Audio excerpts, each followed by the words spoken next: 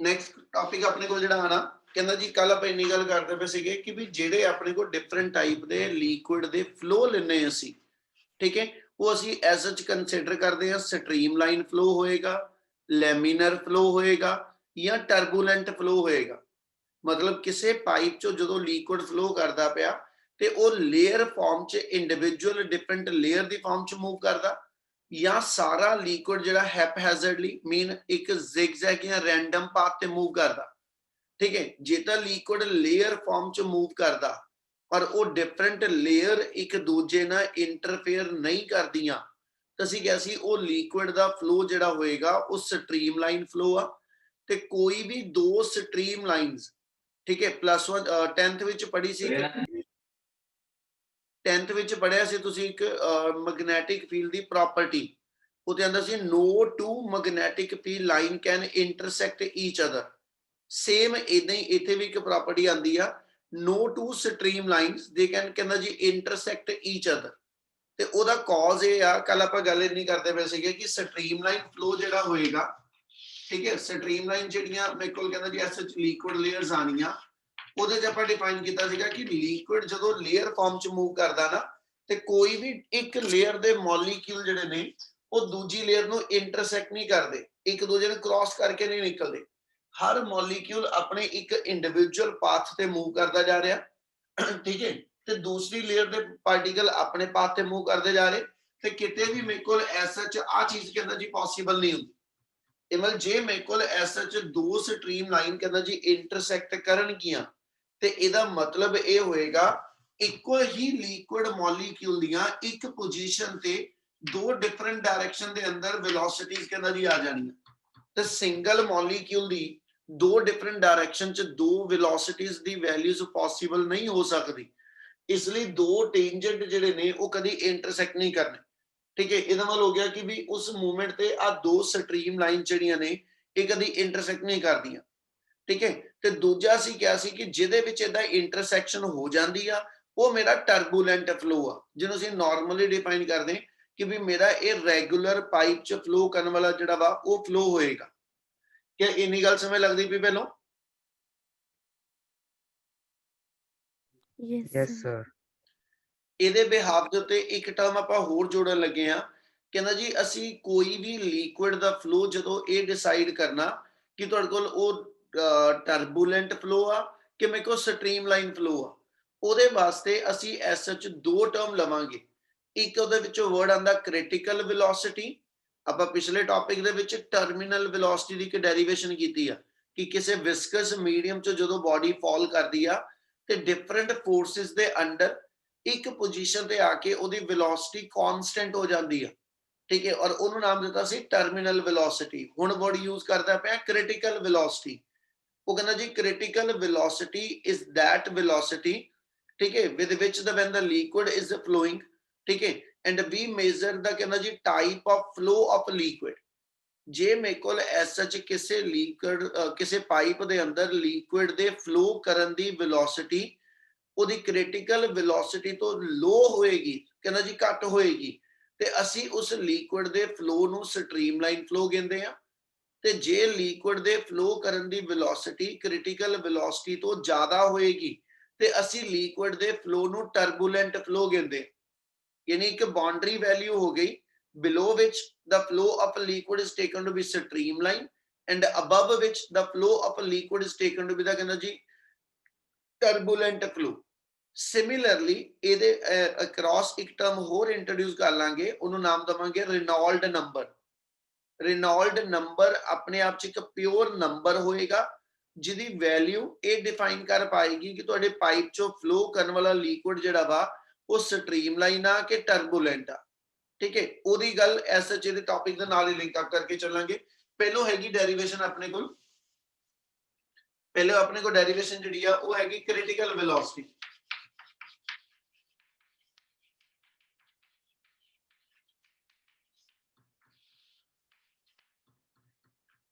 ਇਹ ਪੁੱਤ ਦੋ ਪਿੱਛੇ ਆਪਾਂ ਟੌਪਿਕ ਕੀਤੇ ਜਿਹੜੇ ਡਾਇਮੈਂਸ਼ਨਲ ਮੈਥਡ ਦਾ ਵਾ।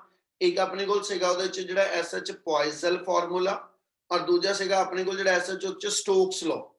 ਤੀਜਾ ਹੁਣ ਇਹ ਵਾਲਾ ਆ ਗਿਆ। ਇਸ ਚੈਪਟਰ ਚ ਤਿੰਨ ਡੈਰੀਵੇਸ਼ਨਾਂ ਜਿਹੜੀਆਂ ਵਾ ਉਹ ਤੁਹਾਡੀਆਂ ਡਾਇਮੈਂਸ਼ਨਲ ਮੈਥਡ ਨਾਲ ਵਾ ਤੇ ਡਾਇਮੈਂਸ਼ਨਲ ਮੈਥਡ ਵਾਲੀ ਕੋਈ ਵੀ ਡੈਰੀਵੇਸ਼ਨ ਵਾਸਤੇ ਇੱਕੋ ਚੀਜ਼ ਯਾਦ ਰੱਖ ਲਿਓ, ਉਹਦੇ ਵੇਰੀਏਬਲ ਦੀ ਡਿਪੈਂਡੈਂਸ ਕਿਹਦੇ ਕਿਹਦੇ ਤੇ, ਠੀਕ ਹੈ। ਜੇ ਉਹ ਡਿਪੈਂਡੈਂਸ ਨਹੀਂ ਪਤਾ ਹੋਈ ਤੇ ਡੈਰੀਵੇਸ਼ਨ ਨਹੀਂ ਬਣਦੀ, ਠੀਕ ਹੈ। ਮੈਂ ਇੱਕ ਵਾਰੀ ਰਿਕਾਲ ਕਰਾ ਰਿਹਾ, ਉਹਨਾਂ ਦੋਨਾਂ ਡੈਰੀਵੇਸ਼ਨ ਦੇ ਆਪਣੇ ਫੈਕਟਰ ਕਿਹੜੇ ਸੀਗੇ।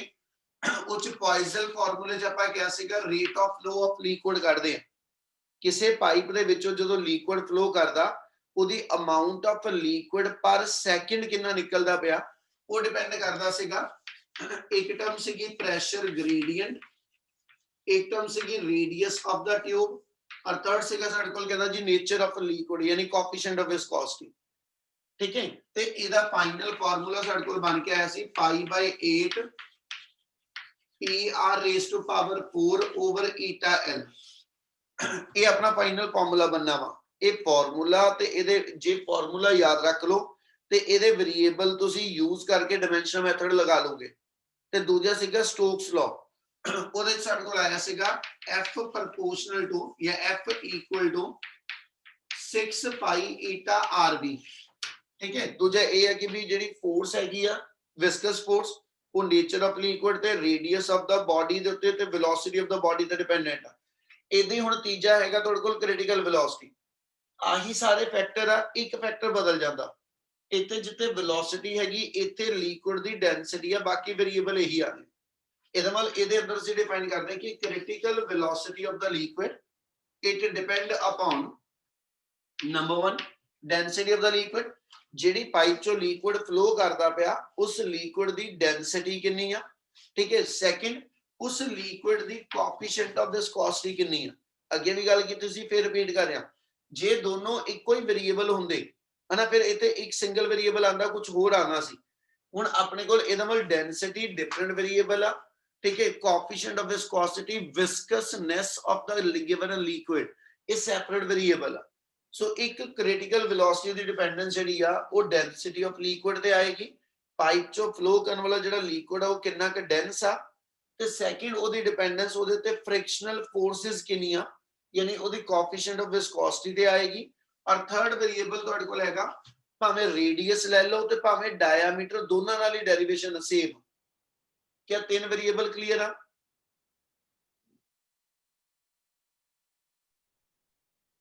कोई हैगे? Yes sir. वो न्याणियों क्लियर है ना? Yes, sir. Yes हाँ जी सर। टेबल क्रिटिकल वेलोसिटी तीन ਜਿਹੜੇ वेरिएबल ਤੇ ਡਿਪੈਂਡੈਂਟ ਹੋਣਾ ਚਾਹੀਏ, ਇੱਕ ਡੈਂਸਿਟੀ ਆ, ਇੱਕ ਕੋਐਫੀਸ਼ੀਐਂਟ ਆਫ ਵਿਸਕੋਸਿਟੀ ਆ ਔਰ ਇੱਕ ਰੇਡੀਅਸ ਆ। ਯਾਨੀ ਇੱਥੇ ਵੈਲੋਸਿਟੀ ਆ ਤੇ ਇੱਥੇ ਮੇਰੀ ਡੈਂਸਿਟੀ ਆ ਇੱਕ ਵੇਰੀਏਬਲ ਚੇਂਜ ਆ ਤੇ ਤੁਹਾਡੇ ਕੋਲ ਐਸ ਚ ਤਿੰਨ ਵੇਰੀਏਬਲ ਤੇ ਜਿਹੜੀ ਡਿਪੈਂਡੈਂਸ ਉਹਨੂੰ A B C ਨਾਲ ਡਿਫਾਈਨ ਕਰ ਲਓ।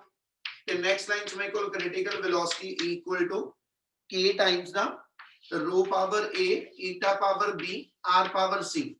K ਡਾਈਮੈਂਸ਼ਨਲੈਸ ਕਾਂਸਟੈਂਟ ਆ, ਇਹ ਆਪਣੇ ਆਪ ਚ ਪਿਓਰ ਨੰਬਰ ਆ, ठीक है। और ये ਅਸੀਂ डिफाइन कर ਦਿੰਨੇ ਤੁਹਾਡੇ ਕੋਲ ਰਿਨੋਲਡ ਨੰਬਰ।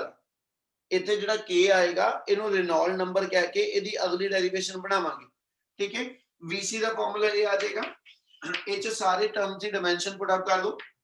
ਕ੍ਰਿਟੀਕਲ ਵੈਲੋਸਿਟੀ ਹੋਵੇ, ਟਰਮੀਨਲ ਵੈਲੋਸਿਟੀ ਹੋਵੇ, ਸਿੰਪਲ ਵੈਲੋਸਿਟੀ ਹੋਵੇ, ਵੈਲੋਸਿਟੀ ਦਾ ਡਾਈਮੈਂਸ਼ਨ ਫਾਰਮੂਲਾ ਸੇਮ ਹੀ ਰਹਿਣਾ, LT - 1 ਡੈਂਸਿਟੀ ਮਾਸ ਬਾਈ ਵੋਲਿਊਮ ਤੋਂ ml - 3 coefficient of viscosity dimension ml - 1 t - 1 power b radius length the dimension c।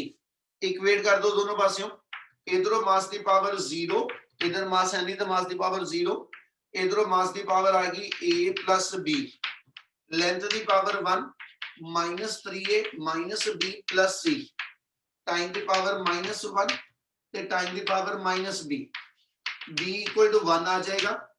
B the value ਇੱਥੇ ਲਿਆ ਕੇ ਪੁੱਟ up ਕਰ ਲਓ ਤੇ A equal to -1 ਆ ਜਾਏਗਾ, ਠੀਕ ਹੈ। ਦੋਨੋਂ ਵੈਲਿਊਜ਼ ਇੱਥੇ ਸਬਸਟੀਟਿਊਟ ਕਰ ਦੋ ਤੇ 1 equal to -3 into -1 -1 plus C ਆ ਜਾਓ। ਸੋ 1 equal to 3 - 1 plus C ਤੇ 1 equal to 2 plus C ਤੇ C equal to -1 ਆ ਜਾਏਗਾ, ਠੀਕ ਹੈ ਜੀ।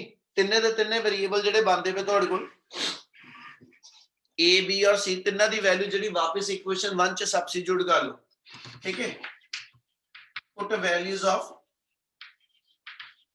A B C in equation 1 ਤੇ therefore ਸਾਡੇ ਕੋਲ critical velocity ਦਾ ਫਾਰਮੂਲਾ ਜਿਹੜਾ ਉਹ K times rho power A eta power B ਤੇ R power C, ठीक है, टर्म रीअरेंज कर दियो, ठीक है, तो ਤੁਹਾਡੇ ਕੋਲ ਐਸਾ ਫਾਰਮੂਲਾ ਆ ਜਾਏਗਾ K times eta over rho into R, यानी क्रिटिकल वेलोसिटी ਜਿਹੜੇ ਜਿਹੜੇ वेरिएबल ਤੇ ਡਿਪੈਂਡੈਂਟ ਆ, ठीक है जी, ਉਹ ਮੇਰੇ ਕੋਲ ਐਸਾ density of liquid, radius of the कहना जी sorry radius of the pipe ਤੇ eta नेचर ऑफ लिक्विड ਦੇ ਉੱਤੇ ਕਿੰਨਾ ਡਿਪੈਂਡੈਂਟ ਆ।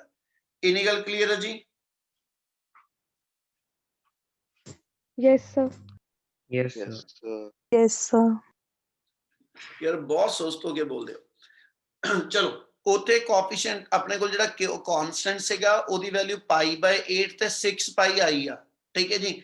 ਇਹਦੇ ਰਿਲੇਸ਼ਨ ਦੇ ਅੰਦਰ ਤੁਸੀਂ ਕ੍ਰਿਟੀਕਲ ਵੈਲੋਸਿਟੀ ਦੇ ਫਾਰਮੂਲੇ ਚ k ਐਸ ਸੱਚ ਛੱਡ ਦਿੰਦੇ ਹੋ, ਠੀਕ ਹੈ। ਇਹਦੇ ਡਾਈਮੈਂਸ਼ਨਲੈਸ ਕਾਂਸਟੈਂਟ ਦੀ ਵੈਲਿਊ, ਠੀਕ ਹੈ, ਜਿਹੜਾ ਮੇਰੇ ਕੋਲ ਐਸ ਸੱਚ ਆਏਗੀ ਇਹਦੀ ਜਗ੍ਹਾ ਤੇ, ਹਨਾ, ਉਹ ਇੱਕ ਫਿਕਸਡ ਵੈਲਿਊ ਨਹੀਂ ਹੁੰਦੀ ਬੇਟਾ। मतलब यह है कि वो प्योर नंबर ते होएगा, ठीक है, बट ओदी एक फिक्स्ड वैल्यू नहीं हैगी जो उत्ते 6π या π/8 आ। इत्थे असीं डिफाइन करदे हैं कि nature of flow of liquid जिहड़ा होएगा ओदे अकॉर्डिंगली इस के दियां डिफरेंट वैल्यूज ने। के नू जनरलाइज वे ना असीं रेनॉल्ड नंबर कह दिंदे आ, मतलब इत्थे जिवें एसएच वेरिएबल लगाना ते ओ एसएच रेनॉल्ड नंबर लग जाएगा, एन लग जाएगा, ठीक है, पर उस कांस्टेंट दी वैल्यू एक फिक्स्ड वैल्यू नहीं हैगी। ਅਸੀਂ डिफाइन करते कि जे पाइप चो फ्लो करने वाले लिक्विड लई रेनॉल्ड नंबर कैलकुलेशन दे विच जाके जे ओदी वैल्यू 0 तो 2000 दे विच आंदी होवे, जे रेनॉल्ड नंबर दी वैल्यू 0 तो 2000 दे इन बिटवीन आंदी होवे ते फिर ਅਸੀਂ लिक्विड दे फ्लो ਨੂੰ स्ट्रीमलाइन फ्लो कहने आ। जे मेरे कोल रेनॉल्ड नंबर दी वैल्यू more than 3000 आंदी होवे, 2000 नहीं कह रहा, more than 3000 आंदी होवे ते ਅਸੀਂ ਲਿਕੁਇਡ ਦੇ ਫਲੋ ਨੂੰ ਟਰਬੂਲੈਂਟ ਫਲੋ ਕਹਿੰਦੇ ਆ। ਤੇ ਜੇ ਲਿਕੁਇਡ ਦੇ ਫਲੋ ਕਰਨ ਦੀ ਵੈਲੋਸਿਟੀ ਹੈ ਨਾ ਔਰ ਉਹਦੇ ਕੋਰਸਪੋਂਡਿੰਗ ਰੇਨॉल्ड ਨੰਬਰ ਜਿਹੜਾ ਵਾ ਉਹ 2000 ਤੋਂ 3000 ਦੇ ਇਨ ਬਿਟਵੀਨ ਆਵੇ, ਫਿਰ ਅਸੀਂ ਕਹਿੰਦੇ ਕਿ ਵੀ ਲਿਕੁਇਡ ਦਾ ਫਲੋ ਜਿਹੜਾ ਵਾ ਉਹ ਟ੍ਰਾਂਜੀਸ਼ਨ ਸਟੇਟ ਦੇ ਵਿੱਚ ਆ। ਨਾ ਤਾਂ ਉਹ ਕੰਪਲੀਟਲੀ ਸਟ੍ਰੀਮਲਾਈਨ ਸੀਗਾ ਰਹਿ ਗਿਆ, ठीक है, ना वो मेरे को कंप्लीट टर्बुलेंट बन पाया, वो इंटरमीडिएट स्टेज के अंदर होएगा।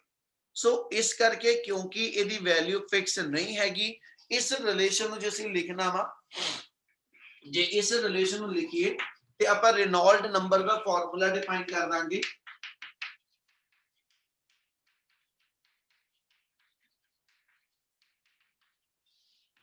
ते रेनॉल्ड नंबर नूं पुੱਤ इसे k तो डिफाइन कर दांगे। ਇਹਨੂੰ ਆਪਾਂ रेनॉल्ड नंबर डिफाइन करिए ਤੇ ਉਹ ਕਹਿੰਦਾ ਜੀ रेनॉल्ड नंबर ਦਾ ਫਾਰਮੂਲਾ ਇੱਥੇ ਬਣਾ ਲਓ। ਕਹਿੰਦਾ ਜੀ k ਦੀ ਵੈਲਿਊ ਕੱਢ ਲਓ, ਇੱਥੋਂ ਕੀ ਬਣਦੀ ਤੇ that is to be given by ਕਹਿੰਦਾ ਜੀ vc into rho r over eta, ठीक है, vc into rho r over eta ਇਹ ਮੇਰਾ रेनॉल्ड नंबर आ जाएगा। ਇੱਥੇ ਲਿਕੁਇਡ ਦੀ ਅਸੀਂ ਐਸ ਸੱਚ ਜਨਰਲ ਵੈਲੋਸਿਟੀ डिफाइन ਕਰਾਂਗੇ, ਉਹਨੂੰ ਕ੍ਰਿਟੀਕਲ ਵੈਲੋਸਿਟੀ ਨਹੀਂ ਭਰਾਂਗਾ, है ना। लिक्विड किसी पाइप च जिन्नी क वेलोसिटी ना फ्लो करदा वो वैल्यू पुट अप कर लो।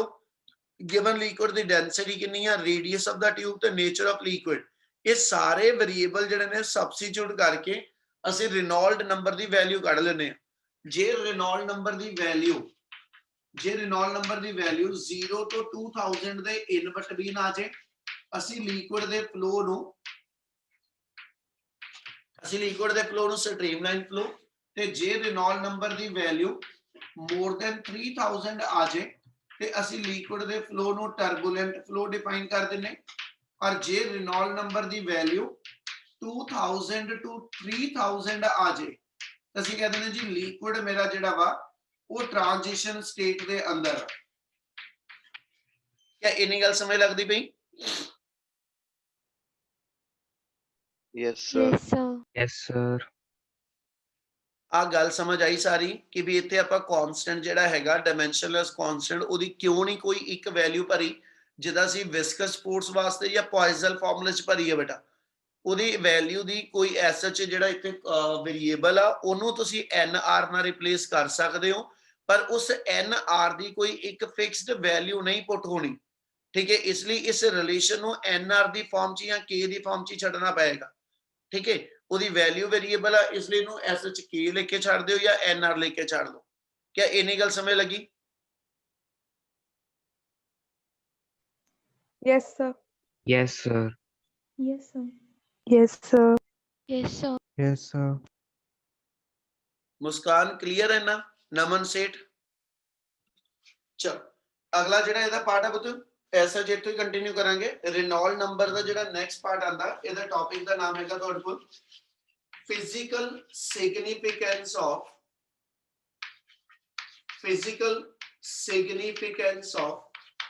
Reynolds number।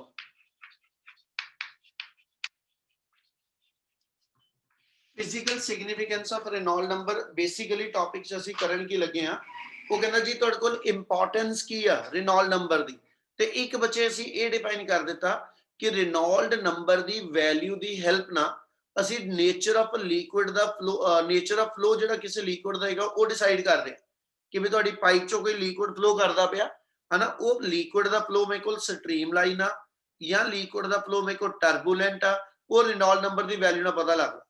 ਉਹ ਕਹਿੰਦਾ ਜੀ ਇਹੀ ਚੀਜ਼ ਨੂੰ ਅਸੀਂ ਡਿਫਾਈਨ ਇਦਾਂ ਕਰ ਦਿੰਨੇ ਕਿ Reynolds number is the ratio of term ਸਮਝਿਓ ਧਿਆਨ ਨਾਲ it is the ratio of inertial force per unit area to that of the viscous force per unit area।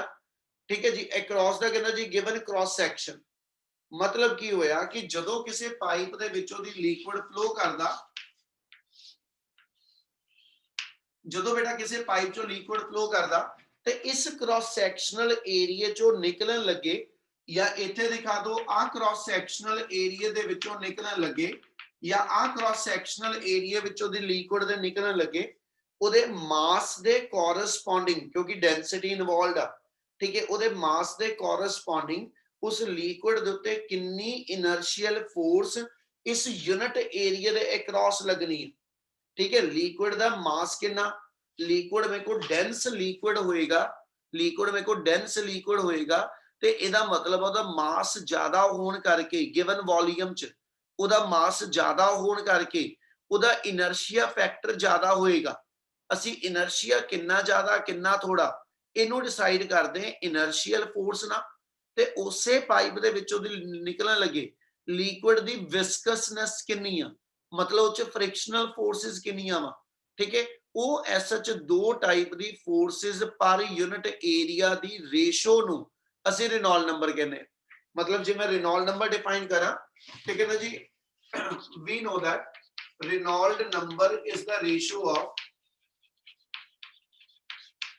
ratio of inertial force per unit area to that of the viscous force per unit area। क्या गल समझ लगी जो बोली बेटा मैं?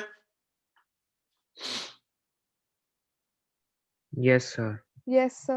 ਉਹ ਤੇ ਦੋ ਟਾਈਪ ਦੀ ਫੋਰਸ ਲਵਾਂਗੇ ਜਦੋਂ ਪਾਈਪ ਚੋਂ ਲਿਕੁਇਡ ਫਲੋ ਕਰਦਾ ਪਿਆ ਇਥੋਂ ਨਿਕਲਣ ਲੱਗੇ ਲਿਕੁਇਡ ਦਾ ਗਿਵਨ ਵੋਲੀਅਮ ਚ ਮਾਸ ਕਿੰਨਾ ਹਨਾ ਜਿੰਨਾ ਜ਼ਿਆਦਾ ਮਾਸ ਹੋਏਗਾ ਜਿੰਨਾ ਜ਼ਿਆਦਾ ਡੈਂਸਿਟੀ ਵਾਲਾ ਲਿਕੁਇਡ ਹੋਏਗਾ ਉਨਾ ਹੀ ਉਹਦਾ ਇਨਰਸ਼ੀਆ ਫੈਕਟਰ ਕਿੰਨਾ ਜੀ ਜ਼ਿਆਦਾ ਤੇ ਦੂਜੇ ਪਾਸੇ ਉਸ ਲਿਕੁਇਡ ਦੇ ਅੰਦਰ ਵਿਸਕਸ ਫੋਰਸਿਸ ਕਿੰਨੀਆਂ ਨੇ ਫ੍ਰਿਕਸ਼ਨਲ ਫੋਰਸਿਸ ਕਿੰਨੀਆਂ ਨੇ ठीक है जी ਉਹ ਮੇਰੇ ਕੋਲ ਐਸਐਚ ਦੋਨਾਂ ਦੀ ਰੇਸ਼ੋ ਡਿਸਾਈਡ ਕਰੇਗੀ ਕਿ ਇਹ ਚੋਂ ਲਿਕੁਇਡ ਦਾ ਫਲੋ ਜਿਹੜਾ ਵਾ ਉਹ ਫਾਸਟ ਆ ਕੇ ਸਲੋ ਹੋਣਾ ਤੇ ਉਹਦੇ ਅਕੋਰਡਿੰਗਲੀ ਉਹਦਾ Reynolds ਨੰਬਰ ਨਿਕਲ ਕੇ ਆਏਗਾ ਤੇ ਉਹਦੀ ਵੈਲਿਊ ਮੈਨੂੰ ਦੱਸੇਗੀ ਕਿ ਤੁਸੀਂ ਇਸ ਪਾਈਪ ਚੋਂ ਨਿਕਲਣ ਵਾਲੇ ਫਲੋ ਨੂੰ ਸਟ੍ਰੀਮਲਾਈਨ ਕੰਸੀਡਰ ਕਰਨਾ ਕਿ ਟਰਬੂਲੈਂਟ ਕਰਨਾ। ਇਹਦਾ ਮਤਲਬ ਇਹ ਹੋ ਗਿਆ ਆ ਦੋ ਚੀਜ਼ਾਂ ਦੀ ਵੈਲਿਊ ਬਣਾਵਾਂਗੇ ਇੱਕ ਇਨਰਸ਼ੀਅਲ ਫੋਰਸ ਪਰ ਯੂਨਿਟ ਏਰੀਆ ਨੈਕਸਟ ਲਾਈਨ ਚ ਕਰ ਰਹੇ ਹਾਂ we know that inertial force define करा ते ये न्यूटन दे सेकंड लॉ ना डिफाइन हो जानी ठीक है inertial force Fi ना लिख दो and that is equal to dp by dt force decide होंदी rate of change of momentum इथे liquid जदों enter करदा पिया एक constant velocity ਨਾਲ enter करदा पिया किन्ना liquid दा mass per second ਇਹਦੇ ਅੰਦਰ enter करदा ਉਹਦੇ ਲਈ ਆਪਾਂ ਇਸ ਤਰ੍ਹਾਂ ਇਦਾਂ ਲਿਖ ਦਿੰਨੇ d by dt of mv v into dm by dt मतलब लिक्विड ਇਹਦੇ ਅੰਦਰ ਐਂਟਰ ਕੀਤਾ ਇੱਕ ਕਾਂਸਟੈਂਟ ਵੈਲੋਸਿਟੀ ਨਾਲ ਕਿੰਨਾ ਲਿਕੁਇਡ ਦਾ ਮਾਸ ਪਰ ਸੈਕਿੰਡ ਇਸ ਪਾਈਪ ਦੇ ਥਰੂ ਫਲੋ ਕਰਦਾ ਪਿਆ ਇਸ ਕ੍ਰਾਸ ਸੈਕਸ਼ਨ ਚੋਂ ਕਿੰਨਾ ਮਾਸ ਪਰ ਸੈਕਿੰਡ ਨਿਕਲਦਾ ਪਿਆ ਉਹਨੂੰ ਅਸੀਂ dm by dt ਲਿਖਦੇ ਪਏ ਕਲੀਅਰ ਹੋਈ ਗੱਲ Yes, sir. ਹੁਣ Yes. ਇਹਦੇ ਵਿੱਚੋਂ ਜੇ Yes, ਮਾਸ sir. ਨੂੰ ਲਿਖੀਏ, ਇਹਦੇ ਵਿੱਚ ਜੇ ਅਸੀਂ ਮਾਸ ਨੂੰ ਲਿਖੀਏ, ਮਾਸ ਬਾਈ ਟਾਈਮ ਦੀ ਵੈਲਿਊ ਬਣਾਣੀ ਆ, ਤੇ ਮਾਸ ਬਾਈ ਟਾਈਮ ਅਸੀਂ ਕਿੱਥੋਂ ਬਣਾ ਰਹੇ? ਮੈਨੂੰ ਇਹਦੇ ਵਿੱਚ ਕੀ ਨੋਨ ਆ? ਪਾਈਪ ਦਾ ਏਰੀਆ ਨੋਨ ਆ, ਲਿਕੁਇਡ ਦੇ ਫਲੋ ਕਰਨ ਦੀ ਵੈਲੋਸਿਟੀ ਨੋਨ ਆ, ਲਿਕੁਇਡ ਦੀ ਡੈਂਸਿਟੀ ਨੋਨ ਆ। ਇਹਦਾ ਮਤਲਬ ਆ ਕ੍ਰਾਸ ਸੈਕਸ਼ਨਲ ਏਰੀਆ ਪਤਾ, ਲਿਕੁਇਡ ਦੇ ਫਲੋ ਕਰਨ ਦੀ ਵੈਲੋਸਿਟੀ ਪਤਾ, ਤੇ ਲਿਕੁਇਡ ਜਿਹੜਾ ਫਲੋ ਕਰਦਾ ਉਹਦੀ ਡੈਂਸਿਟੀ ਪਤਾ। ਇਹਨਾਂ ਵੇਰੀਏਬਲ ਦੇ ਵਿੱਚ ਜੇ ਮੈਂ ਐਸਐਚ ਤੋਂ ਮਾਸ ਪਰ ਯੂਨਿਟ ਟਾਈਮ ਲਿਖਣਾ, ਠੀਕ ਹੈ, ਇਹ ਟਰਮ ਵੈਸੇ ਵੀ ਦਿਮਾਗ 'ਚ ਰੱਖਿਓ, ਇਹਨੂੰ ਅਸੀਂ ਲਿਖਦੇ ਪਏ area of cross section into velocity into density. ਤੇ ਜੇ ਇਸ ਟਰਮ ਨੂੰ ਪੜੋ, ਇਹਨੂੰ ਆਪਾਂ ਇਦਾਂ ਪੜਦੇ ਪਏ, ਇਹਨੂੰ ਆਪਾਂ ਜੇ ਇਦਾਂ ਲਿਖੀਏ m/t equal to area into velocity ਨੂੰ ਤੋੜ ਕੇ ਪੜ ਲਓ, distance by time into density. ਤੇ ਜੇ ਆ ਟਰਮ ਨੂੰ ਪੜੀਏ ਏਰੀਆ ਇਨਟੂ ਡਿਸਟੈਂਸ, ਤੇ ਏਰੀਆ ਇਨਟੂ ਡਿਸਟੈਂਸ ਮੇਰਾ ਵੋਲੀਅਮ ਬਣ ਜਾਊ। Yes, sir. Yes, sir. ਇਹਦਾ Yes, ਮਤਲਬ sir. ਆ ਇੰਨੀ ਟਰਮ ਮੇਰੀ ਵੋਲੀਅਮ ਬਣ ਗਈ, ਠੀਕ ਹੈ ਜੀ। ਵੋਲੀਅਮ ਇਨਟੂ ਡੈਂਸਿਟੀ ਮਾਸ ਬਣ ਜਾਊ। Yes, sir. ਤੇ ਇਹਦਾ ਮਤਲਬ ਉੱਪਰ ਵਾਲੀ ਟਰਮ ਦੇਖਾਂ ਤੇ ਮੇਰੇ ਕੋਲ area into distance volume, volume into density mass, mass by time ਵਾਲੀ ਟਰਮ ਬਣ ਗਈ। Yes, sir.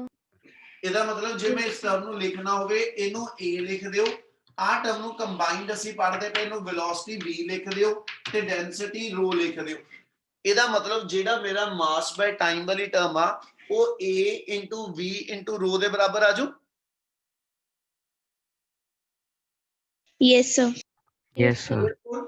therefore ਇਤੋਂ ਜੇ ਆਪਾਂ ਇਨਰਸ਼ੀਅਲ ਫੋਰਸ ਲਿਖੀਏ, ਤੇ ਇਨਰਸ਼ੀਅਲ ਫੋਰਸ ਦੀ ਵੈਲਿਊ ਆਪਣੇ ਕੋਲ ਇੱਥੇ v into mass by time ਆ। ਇਹ ਮਤਲਬ ਆਪਣੀ ਟਰਮ ਬਣ ਗਈ v ਇਨਟੂ av ਰੋ, which implies inertial force ਆ ਗਈ av ਸਕੁਅਰ ਇਨਟੂ ρ। ਤੇ ਅਸੀਂ ਉੱਪਰ ਟਰਮ ਜਿਹੜੀ ਡਿਫਾਈਨ ਕਰਨੀ, ਜਿਹੜੀ ਇੱਥੇ ਪੁੱਟ ਕਰਨੀ, ਉਹ ਇਨਰਸ਼ੀਅਲ ਫੋਰਸ ਪਰ ਯੂਨਿਟ ਏਰੀਆ ਵਾ, ਠੀਕ ਹੈ। ਯਾਨੀ ਲਾਸਟ ਆ ਕੇ ਇਹਨੂੰ ਇਕੁਏਸ਼ਨ ਨੰਬਰ 1 ਦੇ ਦਿਓ, ਤੇ ਇਹਦੀ ਵੈਲਿਊ ਨੂੰ ਲਾਸਟ ਆ ਕੇ ਆਪਾਂ ਉੱਥੇ ਪੁੱਟ ਅਪ ਕਰ ਲਾਂਗੇ। ਦੂਜੀ ਟਰਮ ਵਿਸਕਸ ਫੋਰਸ ਪਰ ਯੂਨਿਟ ਏਰੀਆ, ਇਹ ਕਿੱਥੋਂ ਬਣਾਈਏ? ਇਸ ਚੈਪਟਰ ਦਾ ਸਭ ਤੋਂ ਪਹਿਲਾ ਟੌਪਿਕ, ਜਿਸ ਅਸੀਂ ਵਿਸਕਸ ਫੋਰਸ ਜਿਹੜੀ ਆ ਕੋਐਫੀਸ਼ੀਐਂਟ ਆਫ ਵਿਸਕੋਸਿਟੀ ਦੀ ਫਾਰਮ ਚ ਡਿਫਾਈਨ ਕੀਤੀ ਹੈ। ਨੈਕਸਟ ਲਾਈਨ ਚ ਕਰ ਲਓ, we know that ਕਹਿੰਦਾ ਜੀ viscous force is given by, viscous force is given by, ਠੀਕ ਹੈ। ਇਹਦਾ ਫਾਰਮੂਲਾ ਇੱਥੇ ਲਿਖ ਰਿਹਾ, ਆ ਸੀਗਾ ਆਪਣੇ ਕੋਲ ਆਇਆ ਈਟਾ ਇਕੁਅਲ ਟੂ ਟੈਂਜੈਂਸ਼ੀਅਲ ਸਟ੍ਰੈਸ ਓਵਰ ਸੀਗਾ ਸਟ੍ਰੇਨ ਰੇਟ। ਆ ਸਾਰੇ ਵੇਰੀਏਬਲ ਦੀ ਵੈਲਿਊ, ਸਭ ਤੋਂ ਪਹਿਲਾ ਟੌਪਿਕ 7C ਦਾ ਜਿਹੜਾ ਵਾ, ਉਹਦੇ ਵਿੱਚੋਂ ਇਹ ਵੇਰੀਏਬਲ ਲੈ ਰਹੇ ਹਾਂ। ਉਹ ਚ ਅਸੀਂ ਸਟ੍ਰੈਸ ਬਾਈ ਸਟ੍ਰੇਨ ਦੀ ਵੈਲਿਊ ਪੁੱਟ ਕਰਕੇ, ਠੀਕ ਹੈ ਜੀ, ਵਿਸਕਸ ਫੋਰਸ ਦਾ ਫਾਰਮੂਲਾ ਬਣਾਇਆ ਸੀ, ਜਿਹੜਾ ਕਿ ਮੇਰੇ ਕੋਲ SH eta a into v by r ਆਜੂ, ਠੀਕ ਹੈ। ਉੱਥੇ ਜਿਹੜਾ ਬਣਿਆ ਸੀ ਫਾਰਮੂਲਾ, ਪਹਿਲਾਂ ਉਹਦੀ ਫਾਰਮ ਚ ਲਿਖ ਰਿਹਾ, ਫਿਰ ਆ ਦੁਬਾਰਾ ਲਿਖਾਂਗਾ। ਆ ਫਾਰਮੂਲਾ ਆਇਆ ਸੀ eta a into dv by dx, ਠੀਕ ਹੈ। ਆਪਾਂ ਇਹ ਲੈ ਕੇ ਚੱਲ ਰਹੇ ਹਾਂ ਕਿ ਪਾਈਪ ਚੋਂ ਜਦੋਂ ਲਿਕੁਇਡ ਨੇ ਫਲੋ ਕਰਨਾ, ਉਹਦੀ ਵੈਲੋਸਿਟੀ v ਆ, ਤੇ ਜਿਹੜਾ ਉਹਨੇ ਐਸਐਚ ਤੋਂ ਡਿਸਟੈਂਸ ਕਵਰ ਕਰਦਾ ਪਿਆ, ਉਹ ਰੇਡੀਅਸ ਆਫ ਦਾ ਟਿਊਬ ਆ। ਇਸ ਲਈ ਆ ਫਾਰਮੂਲਾ ਮੋਡੀਫਾਈ ਕਰਕੇ eta a into v by r, area ਸੀ ਸਮਾਲ a ਨਾਲ ਲਿਖ ਰਹੇ, ਉਹੀ ਲਿਖ ਦਿਓ।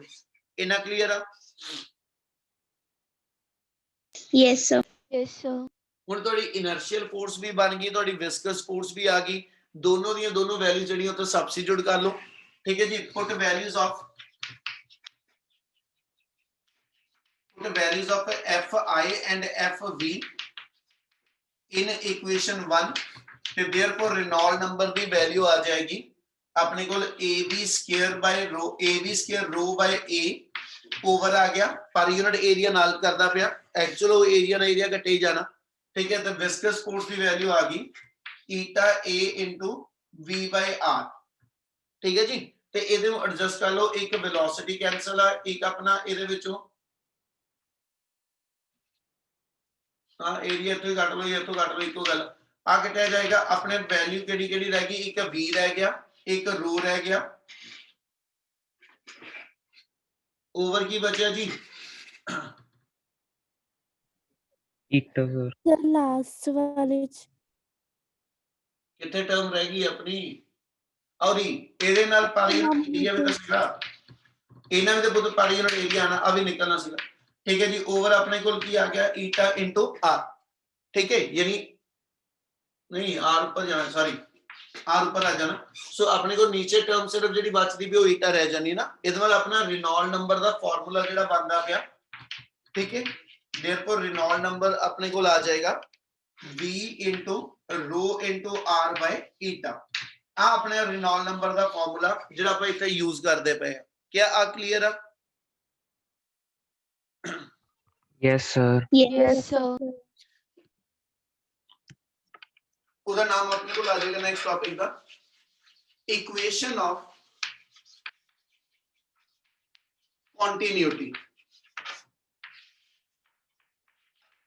Equation of continuity, equation of continuity ਬੱਚੇ ਮੇਰੇ ਕੋਲ ਟੌਪਿਕ ਦੇ ਅੰਦਰ ਅਸੀਂ ਸਿਰਫ ਡਿਫਾਈਨ ਕੀ ਕਰਨ ਲੱਗੇ, ਕਹਿੰਦਾ ਜੀ ਐਸ ਚ ਕਿਸੇ ਪਾਈਪ ਦੇ ਅਕ੍ਰੋਸ ਜਦੋਂ ਲਿਕੁਇਡ ਫਲੋ ਕਰਦਾ ਤਾਂ ਅਸੀਂ ਕਹਿੰਦੇ ਜੀ ਵੋਲੀਅਮ ਆਫ ਲਿਕੁਇਡ ਐਂਟਰਿੰਗ ਪਰ second firm one end of the pipe and volume of liquid leaving per second from other end of the pipe, ठीक है जी, वो हमेशा equal ਅਸੀਂ ਡਿਫਾਈਨ ਇਹ ਕਰਦੇ ਪਏ ਕਿ ਵੀ ਜਦੋਂ ਕਿਸੇ ਮੰਨ ਲਓ ਪਾਈਪ ਨੂੰ ਤੁਸੀਂ ਕਿਸੇ ਟੂਟੀ ਨਾਲ ਕਨੈਕਟ ਕੀਤਾ ਹੈ ਨਾ, ਔਰ ਪਿੱਛੋਂ ਪਾਣੀ ਨੂੰ ਅਸੀਂ ਜਦੋਂ ਔਨ ਕਰ ਦਿੱਤਾ ਬੇਟਾ ਉਹਦੇ, ਤੇ ਜਦੋਂ ਉਸ ਪਾਈਪ ਚੋਂ ਪਾਣੀ ਫਲੋ ਕਰਦਾ ਪਿਆ ਤੇ ਜੇ ਪਾਈਪ ਦੇ ਵਿੱਚ ਲਿਕੁਇਡ ਦਾ ਇੱਕ ਰੈਗੂਲਰ ਫਲੋ ਬਣਿਆ ਹੋਇਆ, ਰੈਗੂਲਰ ਫਲੋ ਦਾ ਮਤਲਬ ਇਹ ਹੋਏਗਾ ਕਿ ਜਿੰਨਾ ਲਿਕੁਇਡ ਐਸਾ ਜਿੱਧਰੋਂ ਐਂਟਰ ਕਰਦਾ ਪਿਆ ਪਰ ਸੈਕਿੰਡ, ठीक है, तो जिन्ना लिक्विड पर सेकंड इस एंड तो लीव करता ओदी अमाउंट आपस में इक्वल आ, मतलब ना तो पानी वाली पाइप जी फुलदी पई आ, मतलब ये नहीं हो रहा कि भी इधरों पानी घट बाहर निकलता पे इधरों ज्यादा एंटर करता पिया, तो इस मतलब ये अंदर वाटर जिहड़ा वो अकमुलेट हो रहा, इकट्ठा नहीं किते हो रहा, जे इकट्ठा हुंदा होवे तो पाइप फुलेगी। तो जे रेगुलर फ्लो मेनटेन हैगा, इहदा मतलब mass of the liquid entering per second from one end of the pipe ਤੇ mass of the liquid leaving per second from other end of the pipe, ਉਹ ਮੇਰੇ ਕੋਲ ਆਪਸ ਇਕੁਅਲ ਹੋ। Yes, sir. ਉਹਨੇ ਕਿਹਾ ਕਿ ਜੇ ਮੇਰੇ ਕੋਲ ਐਸ ਸੱਚ ਜਿਹੜੀ ਪਾਈਪ ਦੇ ਥਰੂ ਇਹ ਲਿਕੁਇਡ ਫਲੋ ਕਰਦਾ ਪਿਆ, ਜੇ ਉਹਦਾ ਏਰੀਆ ਆਫ ਕ੍ਰਾਸ ਸੈਕਸ਼ਨ ਮੇਰੇ ਕੋਲ ਯੂਨੀਫਾਰਮ ਨਹੀਂ ਹੈਗਾ ਤੇ ਉਸ ਮੂਵਮੈਂਟ ਦੇ ਉੱਤੇ ਜਿਹੜਾ ਉਸ ਪਾਈਪ ਦੇ ਥਰੂ ਲਿਕੁਇਡ ਫਲੋ ਕਰਨਾ ਉਹਦਾ ਏਰੀਆ ਆਫ ਕ੍ਰਾਸ ਸੈਕਸ਼ਨ, ठीक है, और उस क्रॉस सैक्शनल एरिया तो एज सच बाहर निकलने वाले लिक्विड दी वेलोसिटी, ये दो चीज़ां एक दूजे दे रेसिप्रोकल वेरी करदियां। मतलब ये होएगा पुत कि जे आ पाइप दा एरिया ऑफ क्रॉस सैक्शन ज्यादा वा, इतों जदों लिक्विड निकलना वा ते इत्थे लिक्विड दी वेलोसिटी मेजर करो, ते जे आ ब्रीक वाले एंड तो उन्ना ही लिक्विड बाहर आना, ते जे इत्थे एरिया ऑफ क्रॉस सैक्शन इहदे कंपैरेटिवली घट गया, ठीक है, तो इतों फ्लो करने वाले लिक्विड की वेलोसिटी मेजर करो, कहना जी वो इहदे नालों कई डिफर करेगी। सो एरिया ते वेलोसिटी नु आपस लिंक करने वाला जिहड़ा रिलेशन आ ਉਹਨੂੰ ਅਸੀਂ ਨਾਮ ਦਿੰਨੇ ਇਕੁਏਸ਼ਨ ਆਫ ਕੰਟੀਨਿਊਟੀ। क्या इन्नी गल समझ लगी? Yes, sir. Sir. ਅਸੀਂ ਡਿਫਾਈਨ ਇਹ ਕਰਦੇ ਪਏ ਕਿ ਸਾਡੇ ਕੋਲ ਕੋਈ ਪਾਈਪ ਗਿਵਨ ਆ ਜਿਹਦਾ ਏਰੀਆ ਆਫ ਕ੍ਰਾਸ ਸੈਕਸ਼ਨ ਜਿਹੜਾ ਵਾ ਉਹ ਵੇਰਿੰਗ ਆ, ਮਤਲਬ ਇਹਦਾ variable area of cross section ਆ, ਸਾਰੀ ਥਾਂ ਤੇ ਇਸ pipe the area of cross section same ਨਹੀਂ ਹੈਗਾ। ਜਦੋਂ ਕਹਿੰਦਾ ਜੀ ਇਸ ਪਾਈਪ ਦੇ ਥਰੂ ਤੁਹਾਡਾ ਲਿਕੁਇਡ ਫਲੋ ਕਰਕੇ ਜਾਂਦਾ, ਜਦੋਂ ਇਸ ਪਾਈਪ ਚੋਂ ਲਿਕੁਇਡ ਫਲੋ ਕਰਦਾ, ਇੱਥੇ ਏਰੀਆ ਆਫ ਕ੍ਰਾਸ ਸੈਕਸ਼ਨ ਉਹਦਾ A1 ਹੋ ਗਿਆ, ਇਤੋਂ ਫਲੋ ਕਰਨ ਵਾਲੇ ਲਿਕੁਇਡ ਦੀ ਵੈਲੋਸਿਟੀ V1 ਹੋ ਗਈ, ठीक है जी, इतों दी बाहर निकलने लगे लिक्विड दी वेलोसिटी V2 हो गई, ते इस एंड पे ओदा एरिया ऑफ क्रॉस सेक्शन वालों मेरे को A2 आ गया। इतना समय लगता पे? हाँ जी सर। Yes, sir. ठीक है, Yes, sir. ਇਹਦੇ ਅੰਦਰ ਇੱਕ ਜਿਹੜੀ ਪ੍ਰੋਪਰਟੀ ਅਸੀਂ ਮੇਨ ਲਗਾ ਰਹੇ ਹਾਂ ਉਹ ਇਹ ਹੋਏਗੀ ਕਿ ਸਾਡਾ ਲਿਕੁਇਡ ਆਈਡੀਅਲ ਆ। ਆਈਡੀਅਲ ਲਿਕੁਇਡ ਕਿਹਨੂੰ ਕਹਿੰਦੇ ਆ? ਜਿਹੜਾ ਨॉन ਵਿਸਕਸ ਹੋਏਗਾ, ਜਿਹੜਾ ਨॉन ਵਿਸਕਸ ਹੋਏਗਾ ਤੇ ਜਿਹੜਾ ਇਨਕੰਪਰੈਸਿਬਲ ਹੋਏਗਾ। ਮਤਲਬ ਇਹ ਹੋ ਗਿਆ ਕਿ ਜਦੋਂ ਪਾਈਪ ਦੇ ਵਿੱਚ ਉਹਦਾ ਕ੍ਰਾਸ ਸੈਕਸ਼ਨਲ ਏਰੀਆ ਘਟਦਾ ਵਾ, ਲਿਕੁਇਡ ਤੋਂ ਕੰਪਰੈਸ ਹੋਏਗਾ, ਪਰ ਡਿਊਰਿੰਗ ਕੰਪਰੈਸ਼ਨ ਅਸੀਂ ਇਹ ਮੰਨਦੇ ਪਏ ਉਹਦੀ ਡੈਂਸਿਟੀ ਨੂੰ ਕੋਈ ਫਰਕ ਨਹੀਂ ਪਏਗਾ। ਇਹਦਾ ਮਤਲਬ ਜਿਹੜੀ ਲਿਕੁਇਡ ਦੀ ਡੈਂਸਿਟੀ ਇਸ ਥਾਂ ਤੇ ρ1 ਤੇ ਇਥੋਂ ਫਲੋ ਕਰਨ ਵਾਲੇ ਲਿਕੁਇਡ ਦੀ ਡੈਂਸਿਟੀ ਜੇ ਮੈਂ ρ2 ਰੱਖਾਂ, ਤੇ ਜੇ ਲਿਕੁਇਡ ਮੇਰਾ ਇਨਕੰਪਰੈਸਿਬਲ ਆ ਤੇ ਇਹਨਾਂ ਦੋਨਾਂ ਥਾਵਾਂ ਤੇ ਉਸ ਲਿਕੁਇਡ ਦੀ ਉਹ ਵੈਲੋਸਿਟੀ ਸੇਮ ਆ, ਡੈਂਸਿਟੀ ਦੋਨਾਂ ਥਾਵਾਂ ਤੇ ਲਿਕੁਇਡ ਦੀ ਸੇਮ ਆ। ਜੇ ਲਿਕੁਇਡ ਅਸੀਂ ਇਨਕੰਪਰੈਸਿਬਲ ਲੈ ਕੇ ਚੱਲਦੇ ਹਾਂ, ਠੀਕ ਹੈ, ਇੰਨੀ ਗੱਲ ਸਮਝ ਲੱਗੀ?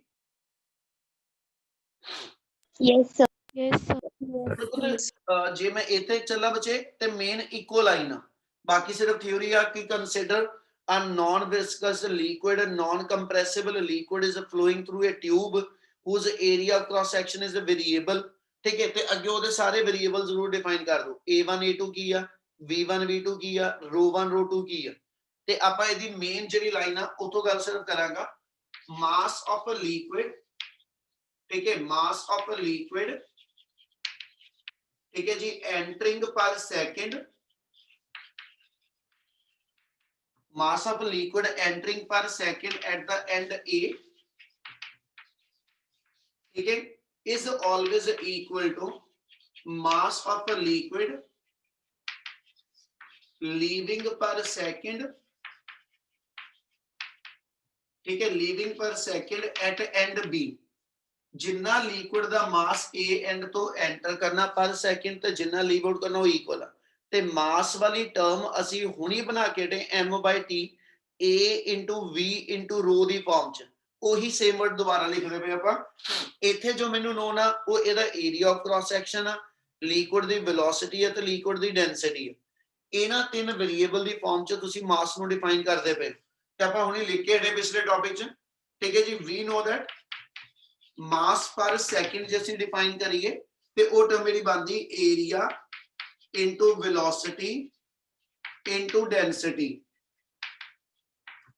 ਤੇ देयरफॉर ਆਪਣੇ ਕੋਲ ਜਿਹੜਾ ਆ ਟਰਮ ਬਣੇਗੀ, ਠੀਕ ਹੈ ਜੀ, mass of the liquid entering per second at the end a, ਠੀਕ ਹੈ, ਇਹਦੀ ਵੈਲਿਊ ਆ ਜਾਏਗੀ a1 v1 ρ1, a1 v1 ρ1, ਠੀਕ ਹੈ ਜੀ। Mass entering per second at the end a is equal to a2 v2 into ρ2 at the end b। क्या इतना क्लियर? Yes, Yes, sir. ठीक है, बट आपा कंडीशन ये लगाई आ, if liquid is incompressible, J liquid साडा incompressible आ ते then ρ1 equal to ρ2, फिर आ डेंसिटी दी वैल्यूज आपस में इक्वल आ, तो देयरफॉर ρ1 ρ2 कैंसिल हो जाएगा, ठीक है। तो therefore a1 v1 equal to a2 v2, which implies area into velocity the product JD होएगी वो कांस्टेंट आजू बेटा। Yes, Yes, sir. sir. Yes, sir.